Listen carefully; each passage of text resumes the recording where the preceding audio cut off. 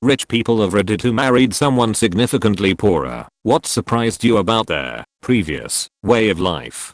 My so said today I made rent, meaning today I've earned enough / accumulated enough to pay the rent, and I realized that this is a monthly accomplishment to someone with no fixed income / salary.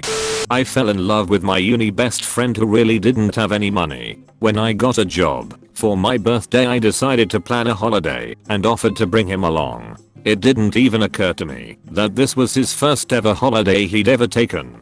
His family could never afford it growing up, and he'd never really thought to do it as an adult. I really feel this one. My family did maybe 2 vacation type trips in 18 years of growing up, and both of those were to places relatively close by, few hours of driving. If it wasn't for a couple of school sponsored trips, I probably would have never left my region of the US until I was an adult, and I still haven't left the country. I remember in college, there was a school sponsored trip for a class I was taking that involved air travel. The look on another student's face when I told him I'd never flown before was absolutely priceless. Now, as an adult with a middle class white collar job, it still boggles my mind to listen to coworkers talk about all the trips and cruises they take and talk about flying to Disneyland for just a weekend getaway. I can't get myself into the mindset of someone who can actually afford to travel now, because it just hasn't been a part of my life at all. Sandwiches. When I made him a sandwich I only put one thin slice of meat in it. He couldn't believe that was how I had sandwiches growing up. My wife grew up not poor, but not very well off, and a good snack for her was a spoon of just peanut butter. I had never used peanut butter as anything but in combination with at least something else, i.e. bread. It's little things like that. Edit. Loving everyone's enthusiasm for peanut butter. We are now a combined 6-figure household salary, but rest assured the spoonful of peanut butter has transcended wealth and is a favorite for our children. Haha. You don't have to be poor to enjoy a peanut butter by itself. That is delicious.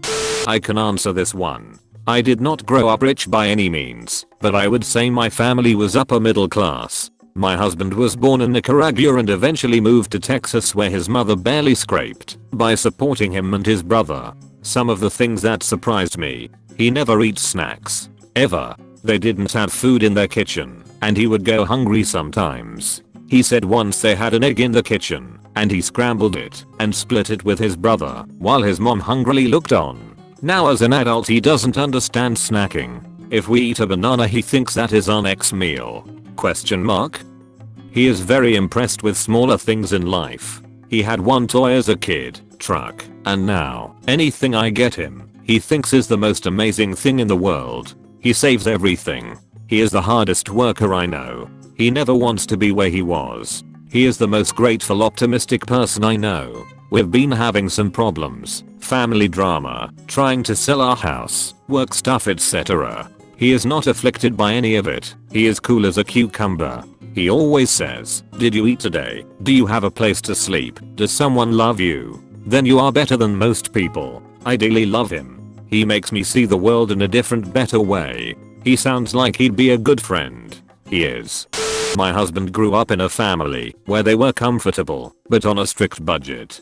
6 kids and mom on disability. My family had no budget. One day we were at the grocery store and he always insists on walking up and down every aisle. I finally lost it because he was taking so long and asked him why he did it. Growing up we could only spend $100 a week on groceries for all of us. I always had to put what I wanted back because we couldn't afford it. Now I can afford whatever I want, so I like to look at everything I could have.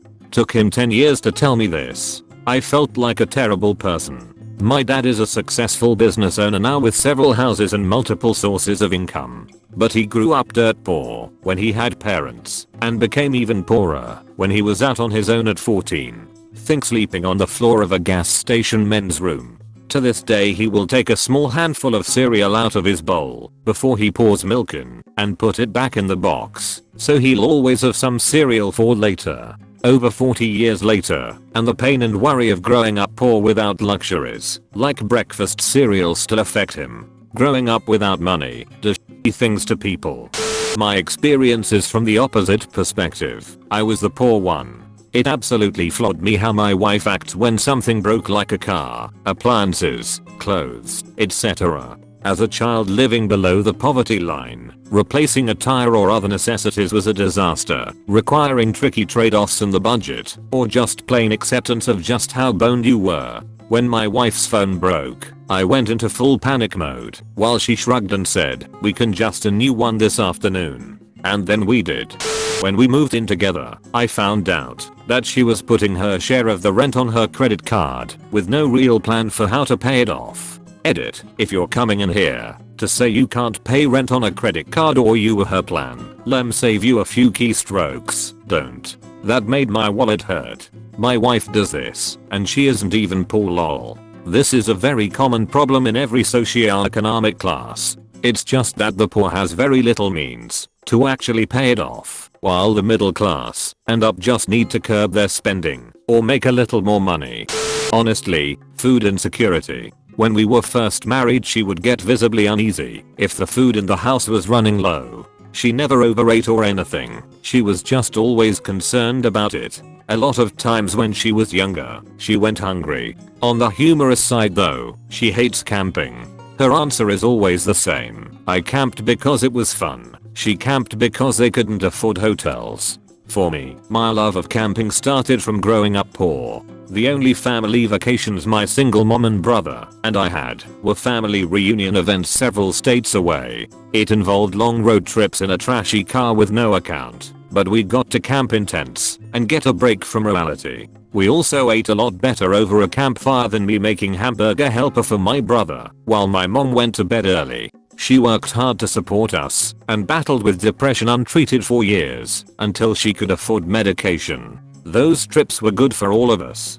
I'm from the poorer family, not super poor, but my in-laws have a stupid amount of money, so by comparison I'm very poor, but I think I can answer for her. We have 2 young kids, and my wife was shocked when I said we should look for clothes and toys for them at local flea markets and garage sales. The idea never occurred to her that we could save money by getting some gently used items. She had never even been to a garage sale in her life. She has grown to love them and now questions whether it is worth it to buy any item new or not before running to Amazon or a store. Her parents think it's disgusting we make our kids wear clothes that another child had before, but they don't pay my bills. Kids outgrow clothes so fast, most of those used clothes are basically new. Wife and I are not poor, not rich by any means either. We definitely hit up the local mom co-ops where moms sell their used baby/kid stuff.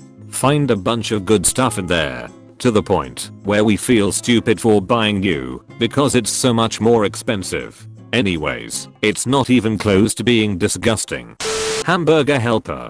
She hates it because it would be her meal 5x a week growing up. I had never even seen HH before I went to college and love that stuff. 10 for $10 deals are awesome. My foster daughter was the same way with pasta. She ate so much of it before we got her that she hated it. The first meal I made for her on her first night with us, pasta. She didn't say a word and ate her dinner, but later I found out she didn't like pasta because of how much of it she had eaten before. I always took her grocery shopping so she could pick out stuff she liked. After that, she was shocked when she found out Red Delicious apples weren't the only variety out there. I think she overdosed on Honeycrisp apples when I first introduced them to her.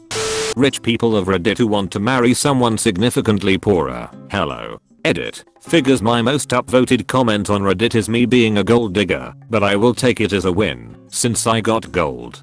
The prevailing mindset in his community growing up that insurance was something only rich people had. Not health insurance, mind you. Well, not just health insurance. Auto insurance. Going without it was a way of life for most everyone he knew. In California it has been illegal to drive without auto insurance for I think my entire life. I grew up poor and my mom was constantly getting pulled over for expired tags and then not having insurance.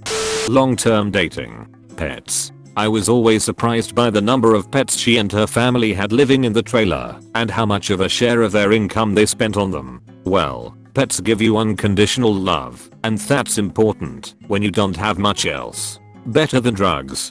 I didn't marry this woman, but when we started dating, She always wanted to chill at my place, never hers, which was fine. But she gained 35 pounds in just like a few months of dating. She was 100 pounds when we started dating. Not that it was a bad thing. 1. I'm a chubby man, and 2. I was just glad she wasn't pregnant. Anyway, turns out her family couldn't afford dinner sometimes. So suddenly she had a place to eat every night and gorged herself. I know 2 siblings who were starved by their father for years until CPS took them away and placed them with their biological mother. From there, they gained at least 100 pounds respectively and will not stop gorging themselves on food. At first, I didn't understand, but now that I'm older, I know. Food scarcity is traumatizing.